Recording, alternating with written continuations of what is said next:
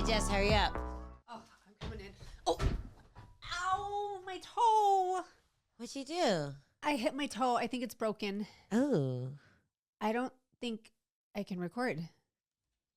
I don't think I can record until September-ish. Maybe. I'll let you know, okay?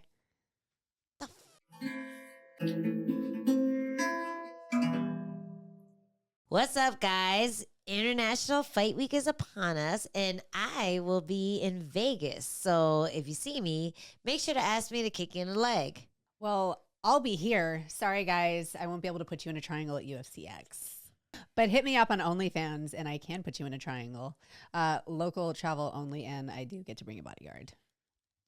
Speaking of OnlyFans, sorry, Michael Chandler, you're going to have to return your red panties. No Conor McGregor fight. I can't believe he pulled out of his fight because of a broken baby toe.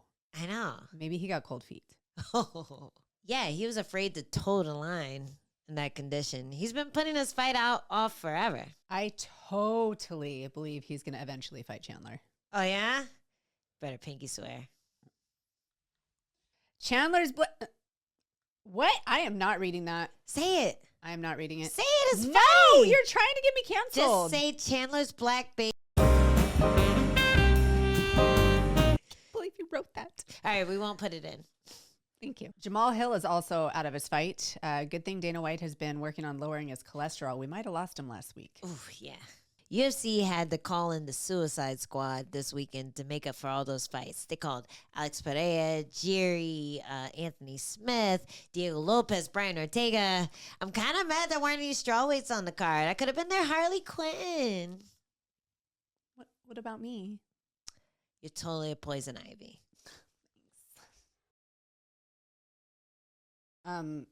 Olberg's out too. Yeah, now we have Roman Dolce. Oh. Yeah. This fight card has had more shakeups than a game of Yahtzee and more plot twists than an M. Night Shyamalan movie. Yeah, this card's had a bigger facelift than David Beckham in that stupid Adidas commercial that they kept playing 50,000 times on ESPN Plus. Anyway, let's dive into the main card. Yeah. Opening up the main card, we have Ian Gary Machado versus Michael Venom Page. Ooh, just like Ian Gary's nutritionist. I can't wait to watch him get it on. This fight isn't one to wag your finger at. So in this one, I feel like the best strategy that Ian Gary Machado can have is what he did his last fight against Jeff Neal. So he can, if he You mean lose? Well, strategy wise, I mean, I know I was there too. However, I think that the best thing he can do is stay on the outside circle, make Michael Venom Page try and come into him, and then capitalize just the way Lima did in their Bellator fight. Ooh. So what Lima did really well, and I think he can take a page from this fight, is getting him to come to him and then exploding as he comes in with those bursts.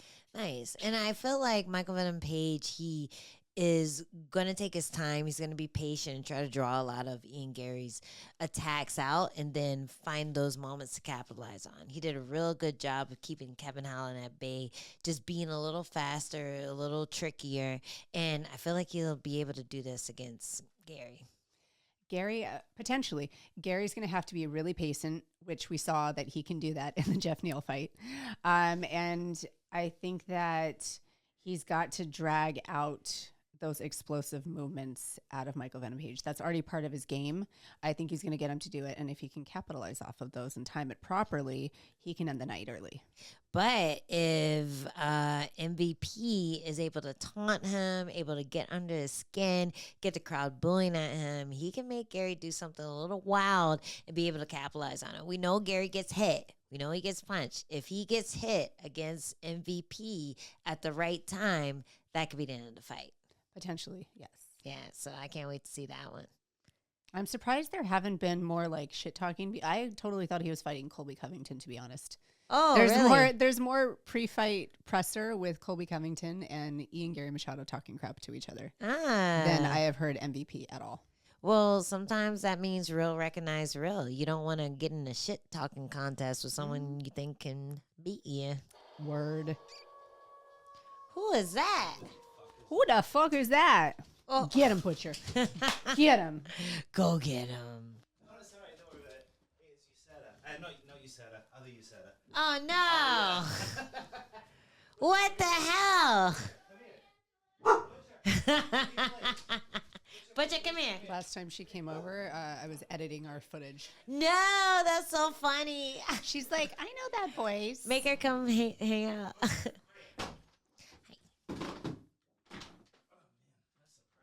I know, right? This is also going in. Next on the main card, we have Myra Buena Silva versus Macy. Wait. Don't go to the bathroom yet. Stop right there. This fight could be a banger if Macy makes weight. If she makes weight. That's a big if. I'd like to see ESPN MMA do an article on how much she cuts in 14 days. I bet it's more than 22 pounds. Who you got in this fight? Man, I think Myra Buena Silva had a bad outing against Raquel Pennington. I think maybe it was, she was off their meds or chill. Damn. Or maybe it was just the big opportunity before her, but she looked a little stifled in that fight. I felt like she didn't perform to the ability that she had in the past. So I feel like this is going to be a good test for her to see if she still has that fire that she had on the come up to the title fight. So I'm excited to see what she does against Macy Chasm, because this is usually the type of fighter that she really performs well against. What I saw in that fight with Raquel Pennington was potentially, like, we have to remember that she still doesn't have a whole lot of experience. She's still fairly green for a title shot. Yeah. And it was also her first time doing a 5-rounder. So I think it came down to her managing her energy and output. And I think that, she can take all of that feedback and experience from that fight and come back bigger and stronger. This is a 3-rounder. She's going against somebody who is dangerous everywhere.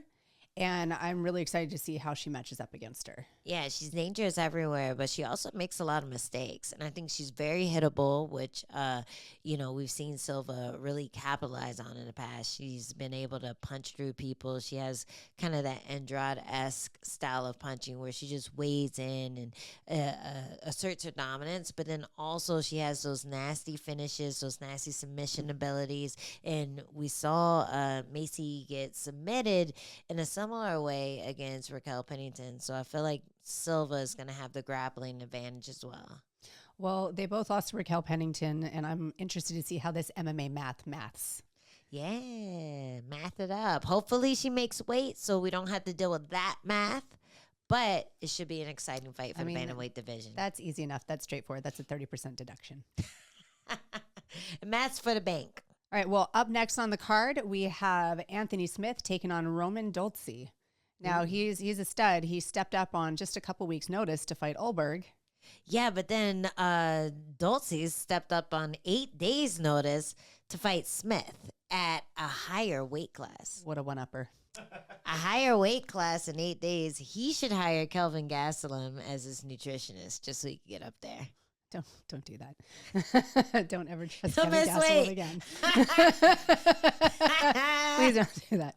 Well, I don't know why Olberg ended up pulling out, but if it's anything like McGregor, I mean, he may have gotten a paper cut, a splinter, or maybe he had to wash his hair that day. I don't know. Well, this fight should be a fun one because these fighters put entertainment before their health. Yeah. Both had chances to outdraw it in huge fights, and they decided to keep fighting through it. So huge props to those guys. This is actually a more dangerous match for Smith than Olberg, I feel like, because Olberg had very straightforward things that he could do to mess up Smith, but he's still really green. And Dolce, he just has this ability to put people in tough spots. So he's really tough. He has the ability to survive in the way that Smith does.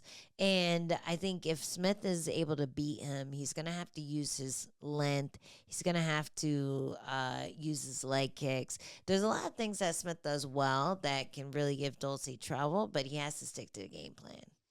What I think Dolce needs to do is take notes from his last fight when he fought Imavov. He did a lot of good stuff in that fight, but what he didn't do was take control of the range. He didn't mix it up enough. He would find his underhooks. He would get double unders and grind Imavov up against the cage really well, but he wasn't scoring. And we've talked about damage a lot in those kind of clinch positions when, control doesn't necessarily score as much as damage does. So what he's going to need to do is he's going to need to stifle him against the cage like he did Imavov, but he's going to need to add damage, strikes, knees, elbows, punches. He's going to have to mix it up a lot more. And if he allows Anthony Smith to control the range like Imavov did against him, it's going to be a long night. Yeah, and then with the clinch position too, I worry that Smith is able to do what he did with Rashad Evans, just control that position, even if it's back against the fence and land his elbows and knees in a devastating way. We've seen Dulce get hurt in those positions, but we've also seen Smith get hurt in those positions. So I wonder if this is going to be one of those good grapplers end up slugging it out fights, or if you're going to see a lot of weird grappling exchanges, because they also do a lot of similar things. They have a lot of the same reactions when they're on their back on the ground as well. Yeah, I think this is going to be, come down to who imposes their game plan better, as in most fights, of course. But I think that it's going to come down to if Dulce has made those adjustments from his previous fight, because those are some big holes that he needs to fill. Yeah, and Dulce hits hard too. We did see Dulce dip a lot in that Imavov fight too, and he tends to lean towards that, trying to dip and get to the takedown. I wonder if he's going to do that against Smith, because if he does get into that habit, there's a good chance that Smith can throw something right up the middle. He has good stab kicks. He's good at evaluating the range, drawing things out. So even though he isn't really known as a devastating striker, he's good at picking up on patterns and then capitalizing on them. Anthony Smith is, a former champion. He's a veteran, especially in comparison to Dulce. Did I say his name right? Dulce. Yeah. Okay. That's right. Especially comparing to Dulce. So I'm going to say it's going to come down to veteran versus, up and comer at this point. Yeah. It's going to, I want to see if Lionheart can, win the fight through his experience. Lionheart beats the Caucasian. Odd nickname choice. Is that his nickname? Wouldn't have been my choice. That's a nickname. That is not. His nickname's the Caucasian. How did I not see that when I was studying his footage? His nickname's the Wait, Stop it. It's the Caucasian. Angela. I wouldn't make this up. As race baiting as I am. It is the Caucasian. Let me see. Roman Dulce, the Caucasian, is at the top. That's got to mean something different in Georgian. It means you're white.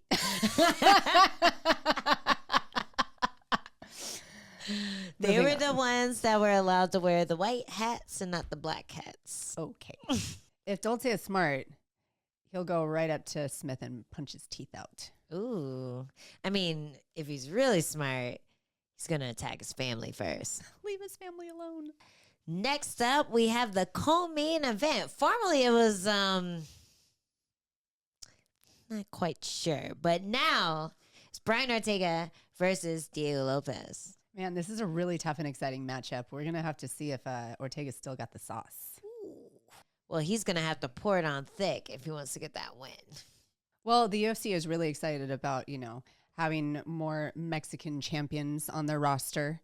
Good thing Ortega has been working on his Spanish because, potentially they may think Diego Lopez is a little bit more Mexican than Ortega. Yeah, Team Grasa. So this is going to be an extremely tough challenge for both, but on paper, it is an extremely tough fight and the biggest challenge for Diego Lopez. However, the way he's been putting everybody away, it seems like Brian's going to come in the underdog.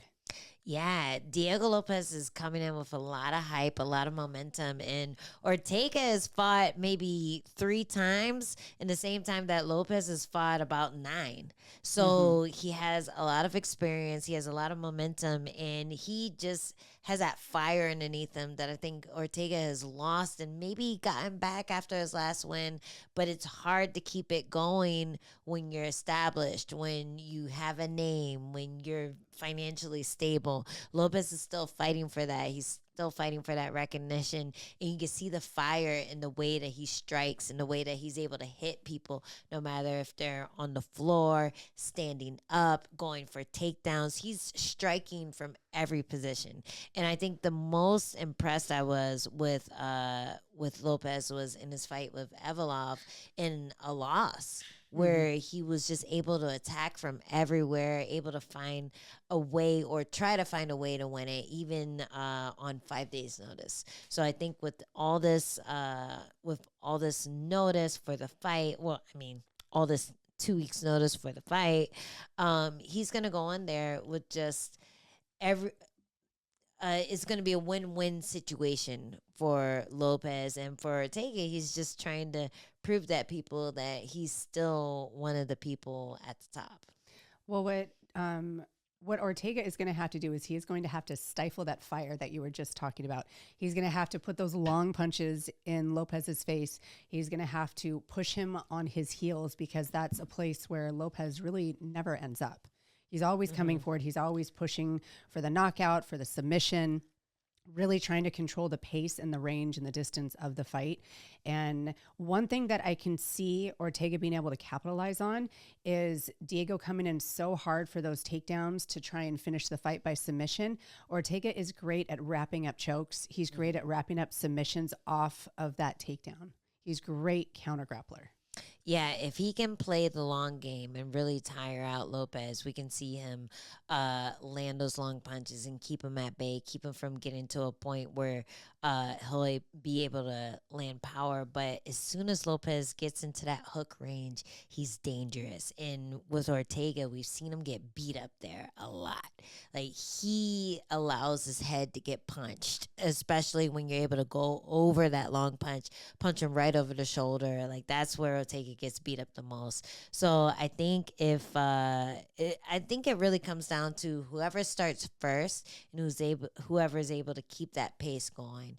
But I see a lot of Ortega's offense working for Lopez's favor, especially if he tries to shoot, especially if he tries to get in close. So we'll see who's able to come out on top. You better start hot, start fast. Yeah. Sprinkle some sauce on it.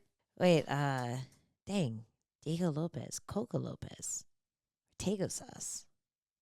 I feel like we have another signature drink coming up. Oh, do we? Because you owe me a little victory lap. We're even. You didn't do anything last time I won, so whoever wins this one, I'm still collecting. Might be getting a special treat. I will collect payment. Anyway, moving on. This might end up being a really close fight, but luckily for him, if it's a robbery, we know Henry Gracie will have his back and testify on his behalf. For a small fee. And for the main event, we had Michael Chandler versus Conor McGregor in a non-title fight, non-real weight class fight. But now we have something that makes more sense. We have Alex Pereira versus Yuri for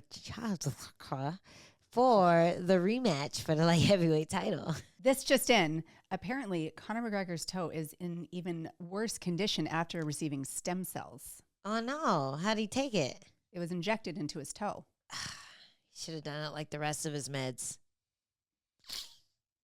The only reason this fight wasn't announced earlier is because Yuri was locked in his dark room trying to harness his akuma and couldn't be reached. Yeah, he didn't have any cell service. A true samurai would have T-Mobile. I heard when he does that, he doesn't eat for 3 days. Next time Kevin Gastelum has a fight, we should go ahead and toss him in the room with Yuri.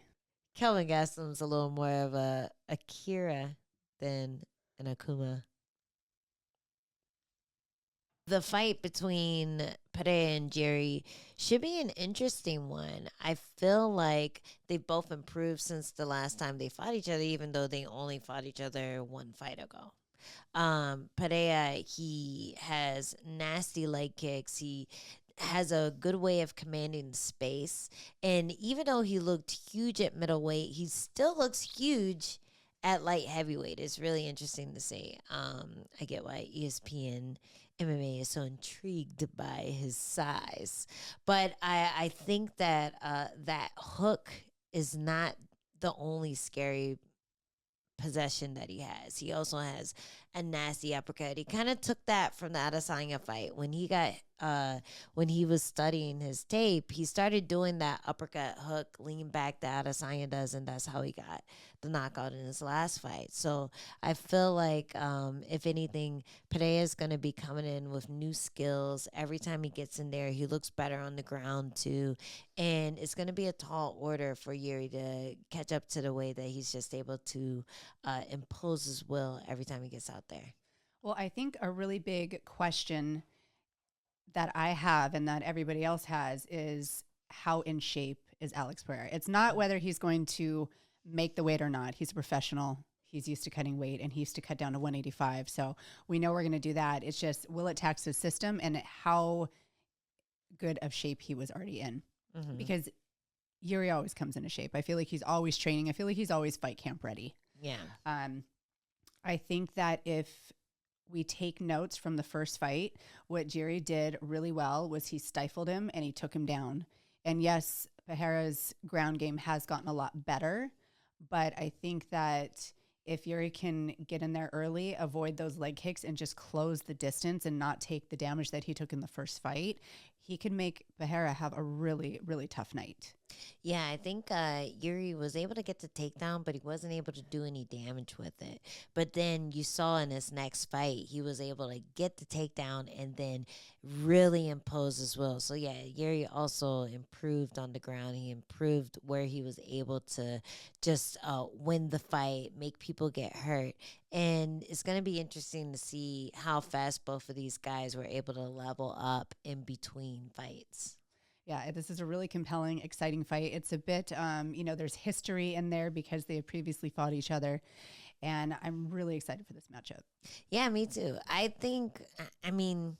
I feel like Yuri just is a damage sponge. Like, he's able to come forward. He's able to pressure. He's able to absorb a lot in order to find his places to score and to hurt people. And then with Pereira, he likes to watch a bit. He likes to take calculations. He'll lose a round in order to say, okay, now I have your timing. Now I know when you're going to really commit to something. And that's when he starts picking people apart. I think if Yuri attacks him in the same way he did in his last fight, he might get hit in the legs. He might get chopped up.